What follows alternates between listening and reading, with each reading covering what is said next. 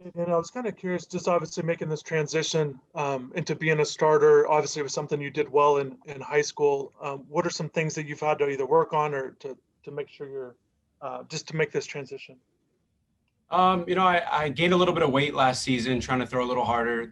This season, had to cut back a little bit, get a little leaner. It's just a throwing program, making sure I'm long tossing and getting my arm ready to throw more pitches. I've done it recently. I did it in summer ball. Everything's going well, and I'm excited. And just to follow up, where did you play summer ball? And then your weight change, where did you go? Where were you from? And then where you're at now? I played for the Chatham Anglers in the Cape Cod. Last season, I was around 215 pounds from 200. I went down to about 190 earlier this fall, and then trying to get right back up to around 200 right before season. All right, great. We're going to go to David Furones of the Sun Sentinel. David, go ahead. Hey, Daniel, what about also now with the guys that the team lost in the rotation, now you being elevated to sort of this ace, the most experienced starter here that's returning and just the mental side of now handling that role? I've pitched in big games. I have some experience. We got a lot of new guys with a lot of talent, and I'm excited to, see everybody step up. We're going to need every single guy that we have. It's not on one guy, it's not on two guys. We're going to need, 18 pitchers to really step up this season. And I'm excited for everybody. Awesome. We're going to go to Wyatt Kopelman. Wyatt, go ahead. Hey, Daniel, I asked Adrian the same question, but the team obviously opens up at Florida Ballpark against the Gators. Just how would you describe the team's mentality going into the series after last year's close loss? We're excited. I mean, it's still a ways away. We're worried about, we have an inter-squad today.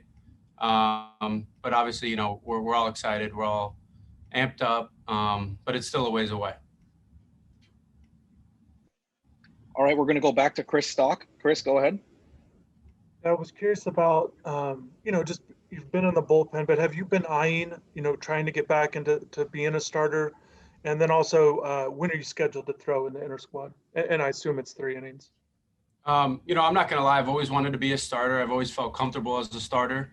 But what this team needed in the past was a strong reliever. And I felt like that, I could step up and be that guy. With this year's team, losing all 3 starters from last year, I've worked and tried to earn a spot in that rotation. I throw 3 innings. So that'll be this afternoon. All right, Fed, we got 2 more. We're going to go back to David Furones of the Sun Sentinel. David, go ahead. Hey, Fed, I also wanted to ask about your impression of the other guys, any up-and-coming pitchers that you feel has impressed you in this time off, and who you think can make some great strides this season. I think everybody's got huge potential. We've got a great class of young arms. I'd say Alejandro Rosario's got some pretty electric stuff. Same thing with Victor Medeiros.